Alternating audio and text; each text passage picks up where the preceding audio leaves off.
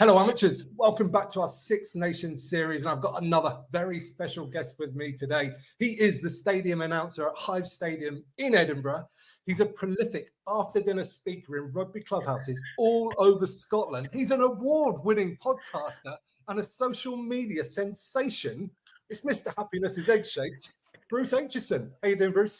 I'm very well, thank you. And all of that is absolute nonsense, but I'll take it. I'll take it. Why let the truth get in the way of a good introduction? So thank you, sir. Great to see you.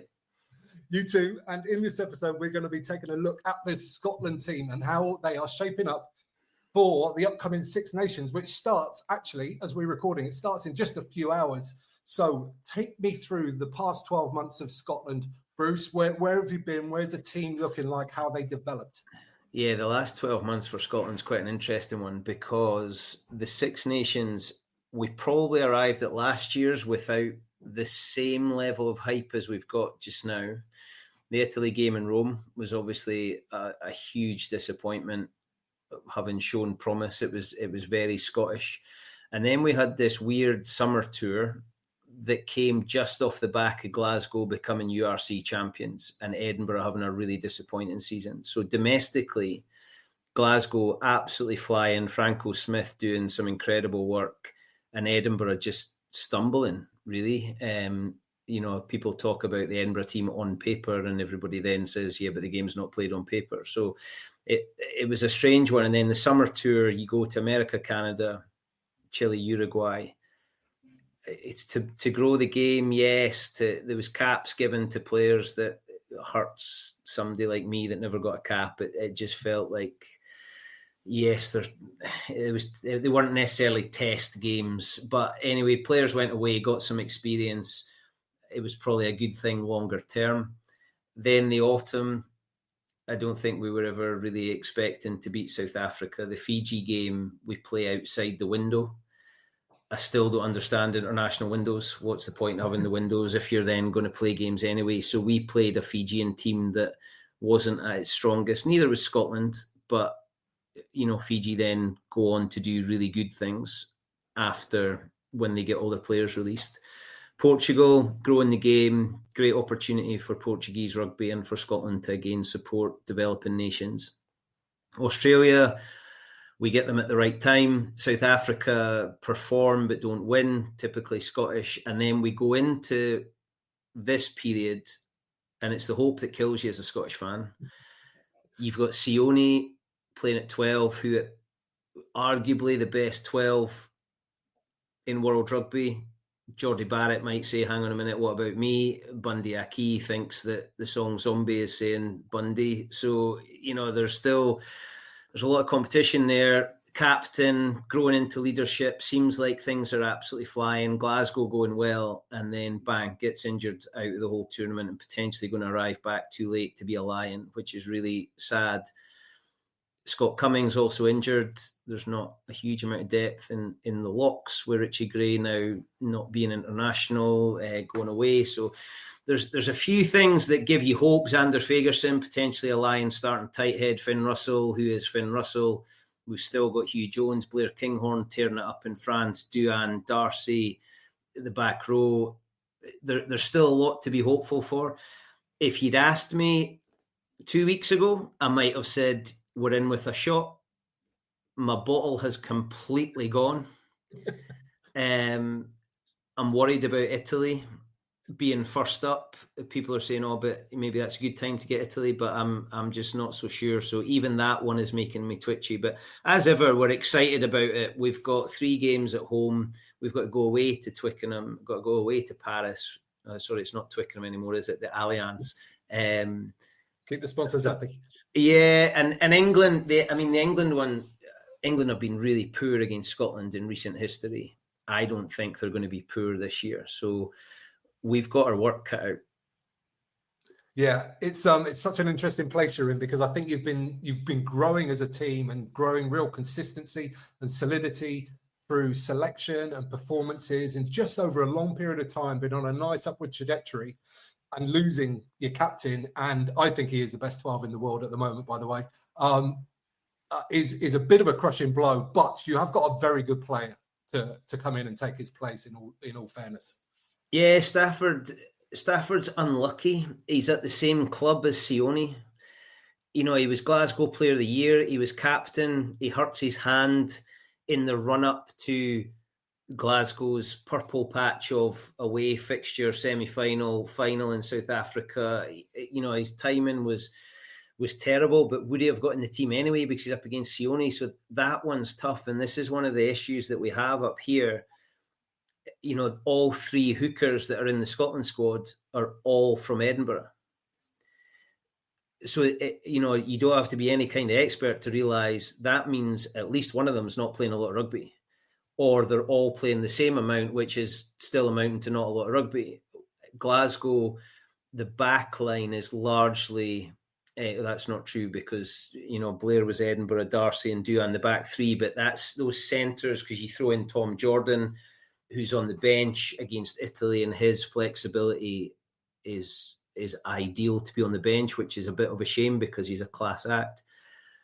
But Hugh Jones, Sione, Finn was Glasgow, Kyle Rose on the bench, George Horns on the bench. So there's a strong Glasgow element there. Stafford is class, and I hope he plays well enough against Italy that people are not then commenting, oh, but if Sione, oh, but we wish Sione. Stafford was good, but Sione. So I really hope Stafford, because I'm not sure what Gregor will pick beyond this. It makes sense. Stafford and Hugh Jones, Glasgow 12 and 13, that would make sense. Moving forward, I don't know. Hutchison, Cam Redpath, Tom Jordan, I'm not sure if that's going to be something he'll stick with. So I hope Stafford puts in a performance that means it's a given. It's taken out of Gregor's hands because Stafford plays so well. But the Italian centres are strong. So very strong. Yeah, indeed. But you've got good options. Like you say, you just listed through 3 or 4 players there who could all step up, I'm sure, and do a very good job. Let's have a little bit of a word, though, for some of the older guys back in the squad. People like Johnny Gray and Dave Cherry are back after a little international absence. What do you make of that? The Johnny Gray one I find really interesting because he's done well. He's gone away. Again, this might upset people. I like it when the players leave Scotland and go and try something else and go to pastures new. I think it's great for their development and maturity and just the life experience that rugby can and should give you. But it also leaves a spot back here for someone else to step in, like Gregor Brown, who's on the bench for Scotland against Italy. And there are others. The lock stocks it's growing. It's not necessarily stick on international class yet, but that will take time. Johnny didn't play in the autumns. That seemed to cause a little bit of friction with Gregor and coaches and club and Johnny, but he's come back in and I hope he's ready to fire. He is a class act. I think we know what we're going to get from him and Grant Gilchrist. The front 5 is actually a front 5 that will patrol between the 15s. I think we're not going to see too many of them in the wider channels. They'll carry a lot of ball, try and get over the gain line, be really physical. And Dave Cherry's story is also, not played since the World Cup at Edinburgh with Ewan Ashman, who has largely started for Edinburgh and for Scotland.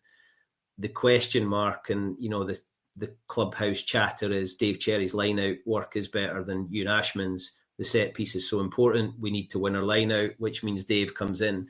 But Dave's a gnarly, niggly, hard, pain in the tonsils hooker who has a bit of chirp and a bit of wind up and he gets quite physical. I mean, he'll be relishing it to get another chance, what feels like another chance at 34.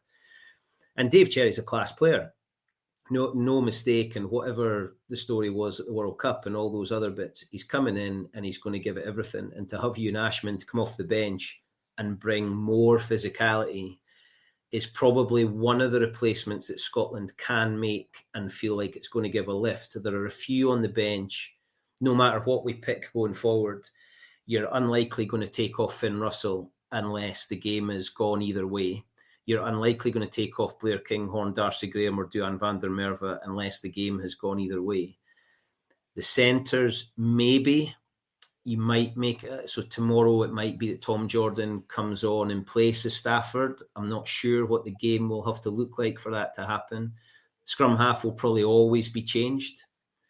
I think Xander Fagerson plays until the game is gone either way. I think he's potentially going to play some 80-minute games over this championship. I'm interested to the back row. I think Dempsey will feature in the starting lineup at some point across the championship. Matt Fagerson will be sticking his hand up, and it's Lions year, which always gives people that extra bounce. Rory Darge is co-captain, so does he play the majority of games, which means Jamie Ritchie. So there's a lot of really intriguing things, and we can all try and guess what Gregor's going to do, and none of us have a clue. None of us have a clue what Gregor's thinking, and some of the selections are, you're comfortable, that's Gregor's thinking, and there's others. So Ben White, for example, George Horn's flying, player of the month at Glasgow, seems to be playing the best he's ever played. Ben White's not playing a lot of rugby in France, but he appears to be Gregor's first choice 9. And Jamie Dobie, who's not in the squad, I think if Gregor plays a 6-2 bench, Dobie maybe makes it because he gives a bit of flexibility on the wing. Dobie's class, great player, and there's no space for him. So I'm really interested to see how the squad goes through the championship. I hope it's not by injury, but that's bound to happen as well, unfortunately. Yeah, it is. Now, there's a subject that you kind of half brought up there that I want to go into a little bit. And with Sione missing, it's gone with co-captains in Darge and Russell. Maybe, I was going to ask you why you think that is, but maybe it is so that maybe Darge can get a rest at some point and see a different formation of the back row at some point during the tournament. Yeah, somebody mentioned that to me yesterday, and they said they think that you'd potentially bring Dempsey on for Darge, and it gets really physical with Fagerson, Dempsey, Ritchie. I'm not sure. One of the things I feel about Rory Darge and his development as a leader, while we all love Finn, I'm not sure Finn is helping develop Rory Darge as a leader. I think Rory Darge will probably get more direction and mentoring from somebody like Grant Gilchrist, who, although he's not got a title of a leader, he's the man that runs the line out. He's going to become a coach, there's no question.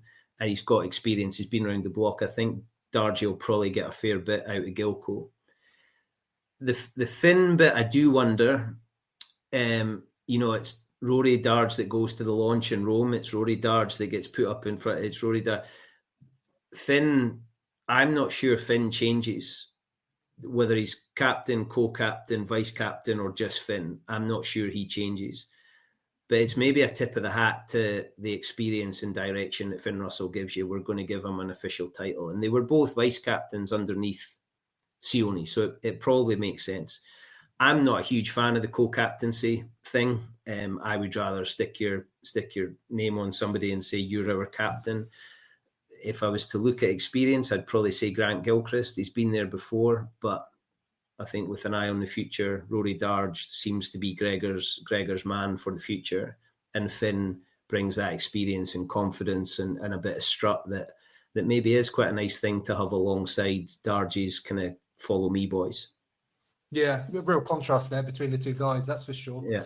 Now then, I think like Scotland have built a very sort of, everybody knows how Scotland are going to play nowadays. Like it's very well versed. But do you see them changing anything in this tournament? Do you see any developments or tactical improvements that you think might happen?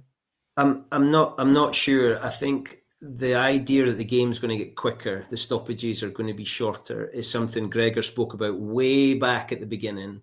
We're going to get the ball into the line out quickly. We're going to be the fastest and fittest. And that annoyed some of the bigger nations. South Africa took 3.5 weeks to set up a line out to get their boys their breath back. And then they strangled Scotland, and, the All Blacks dictated play. So I think it riled some. I think World Rugby making it a thing is good for Scotland. Up the tempo, try and play quickly.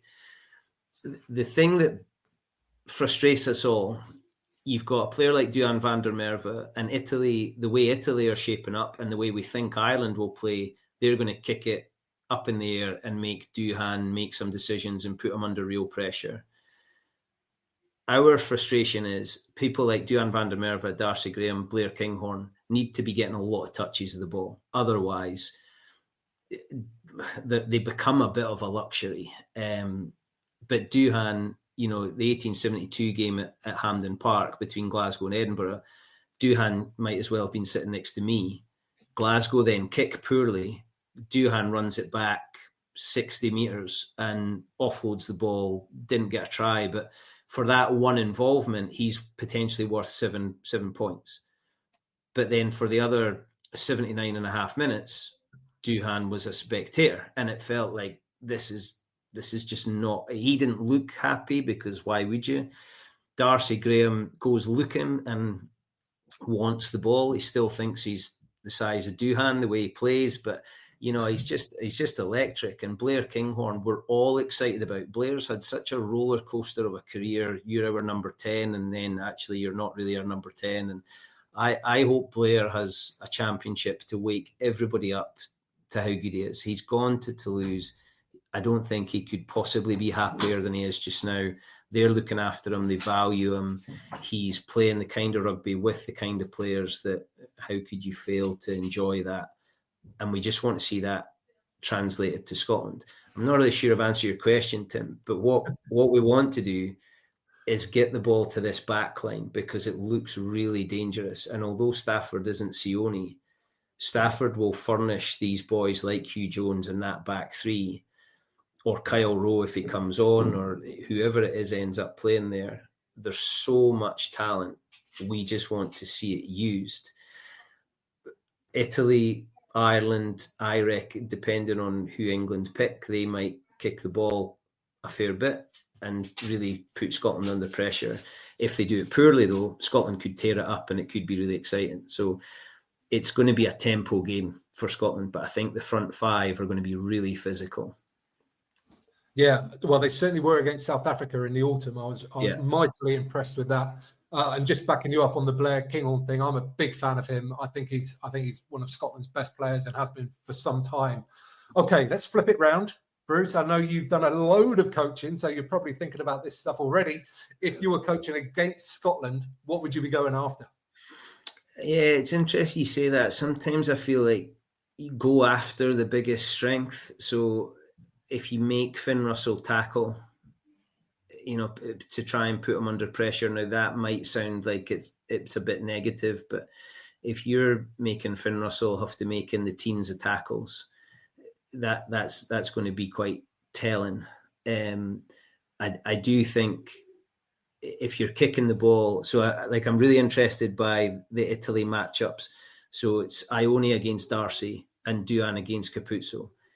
So it's little and large on each wing. Now, if you're going to kick, you would think it would make sense to kick to Darcy. But actually, I think with Capuzzo's athleticism, his agility, the way he can read the game and skill, that is a worry for Duhan. I do wonder how Blair Kinghorn maybe helps that out. If he's able to be in that catching position more often. I think if I was playing Scotland, I would be really looking to get the ball into hard runners, to look at somebody like Finn Russell having to make tackles, Stafford have to come in and help him and try and shorten it up. And then it is going to be kicks to Darcy and Duhan. Scotland's discipline worries me a little bit. The number of penalties that they give away. And there's been times where we've compounded an error with another error. And that's where I hope the likes of Gilco, Johnny Gray, some of the more experienced boys are able to help. Rory Darge is going to have his head in some deep, dark places. So having those other more experienced players to try and just ensure if we concede a penalty, we don't concede another one, which means we're inside our 22 or we're conceding 3 points. So the discipline does worry me a little bit. And I think there's a few in Scotland, the Scotland team, like Xander, like Jamie Ritchie. Darge is always going to give away penalties because of the way he plays. Some of the backs potentially biting in or being offside or making decisions at breakdown. I do think there's a chance to rattle Scotland a little bit and try and pick up penalties. Okay, interesting. Okay, let's talk about the tournament as a whole then. How do you think Scotland are going to go? You sort of mentioned earlier that you've come full circle since last year. Yeah, final words. What are you thinking for the tournament? Yeah, it's absolutely the hope that kills you being a Scotland supporter. I do worry. I think England have to be better than they've been. They've lost so many games narrowly. Even if 50% of them turn into wins, all of a sudden England are third. Wales, I just can't see them being good. I would love them to. I don't enjoy. We've been that team. We've been that team who has kind of been the whipping boys. I would like Wales to be better. I still think Ireland and France are probably too strong. Ireland have the chip on the shoulder that Scotland are their noisy neighbours. I think they're a bit tired of hearing that this is the generation and these players are this and the. I think the Irish have this mentality that, in the way that Gatland did in his first tenure, Scotland couldn't beat Wales and we threw it away so many times. But Gatland's Welsh team were almost like Alex Ferguson's Manchester United team. Even with no time left on the clock, it felt like Wales were going to get over the line. And that's sadly how I feel about Ireland at the moment with Scotland. And Italy, it's the first game. It makes me cringe because, so many people talk about Italy get better as they go through, but I would be really concerned that we were playing Ireland or France first up. So the Italy game, I think we should have enough. I think there's a chance we could win convincingly with a bonus point, which gets us off to a decent start. We then have Ireland. If we finish third, I'd probably be quite happy. It would be an absolute dream to go into the last game of the week, the last game of the tournament against France, thinking that we've got a shot to win something. England at Twickenham, I think, is almost like a cup final because England will have played Ireland and France. So, potentially they're on a sore one. Scotland, Italy, Ireland, it almost feels like a cup final. I feel like the England-Scotland game could be the tipping point for either of those squads. If Scotland beat England, England will be really under the pump. If England beat Scotland and we go into game 4 having had 1 win and 2 losses, all of a sudden, everybody's getting a bit negative up here. So I feel like that middle weekend is absolutely crunch. But I think the way England will play, I think it will be a really interesting game. I think it could be really exciting as well, especially if 1 or 2 of these English players can grow into an England shirt the way they play with their clubs. I think there's a real chance it's going to be great. I think I'm probably more positive about the entertainment of the games this year than I have been previously, because all the teams look like they've got the ability to play and keep it interesting. And there's 2 or 3 players in every team that are going to get you up off your seat. I would love to think that was going to help grow the game. So the one that's just making me cry at the moment is you can't touch the scrum half a metre from the maul or the ruck. I mean, come on. Why are scrum halves being treated like pandas in the wild? It just, they're allowed to have their hands on the ball in the ruck. They're allowed to have it perfectly placed, feet build a color, and you're not allowed to touch something a metre over that one blows my mind. Anyway, that's me off my high horse. So there are still things that are making it too complicated for the casual viewer.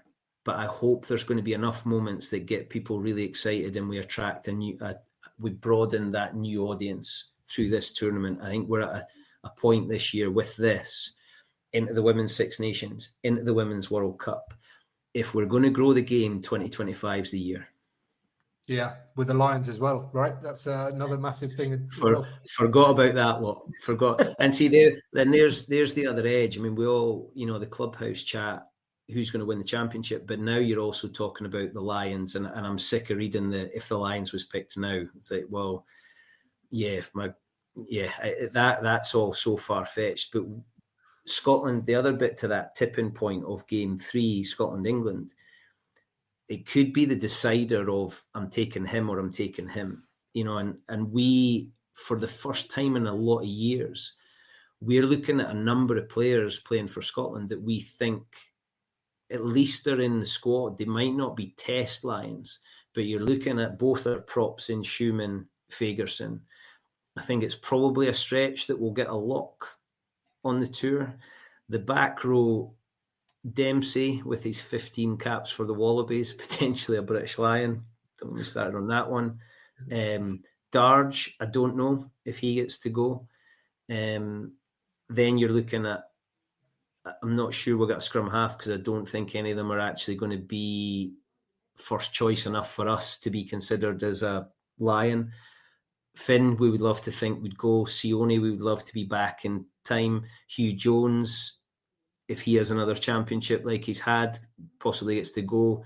Duhan's been before, but there are so many wingers. It would fill me up and probably make me very happy if Darcy was to become a Lion, because it would mean the world to him, and he's worked his tail off, and he's just a little bit different. And I actually think Darcy in Australia would be pretty good. And then, you and I are both Blair Kinghorn fans. I would love to see Blair Kinghorn as a British Lion. I just think it would be incredible for his story. The French bit, I think, is still okay, although they might not be available until a bit later. But I still think it would be class. So, I've just listed potentially 8-9 Scots in a Lion squad. Now, I don't know if Andy Farrell's taken any of that seriously, but they're at least able to stick their hand up, and Scotland performing in the championship will give them that shop window. Yeah, well, I completely agree with the names you've just mentioned. I think at least 6 of them will be going, and the others have got a very good shot as well, I believe. Okay, it's also, there's the injury thing. I still think Scotland could win a Grand Slam, because what could happen is Ireland get 3 injuries and a red card, and France, there are so many things beyond anybody's control that, Sione, most people are probably looking at Sione thinking he'll start for the Lions at 12, and now he's not going to play for 5 months. So now anybody that's wearing number 12 in the championship is going, hang on a minute, I had a chance before, but I've got a much better chance now if I can have a great championship. So there's still so many things to come and go between now and then. But I don't know if you watched Ted Lasso, but Ted Lasso says at one point in the changing room, if we knew what was going to happen, you people would get paid a lot less, and it wouldn't be sport. And it's true. If we could sit here and predict it, this would have lasted a lot less time than it's taken.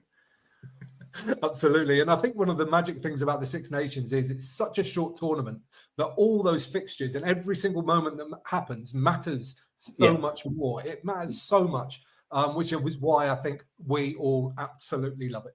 Yeah, agree. And it's also, you're right. And the moments now, Italy are not who you make 10 changes for anymore. And even though Wales are not firing, you're not picking a weakened team against Wales. You've still got to go full guns. So, in our lifetime of the Six Nations, there was a point where one of the games didn't really matter and Italy couldn't fill their stadium, and sometimes the other stadiums weren't full when they were playing Italy. Now, every stadium's full.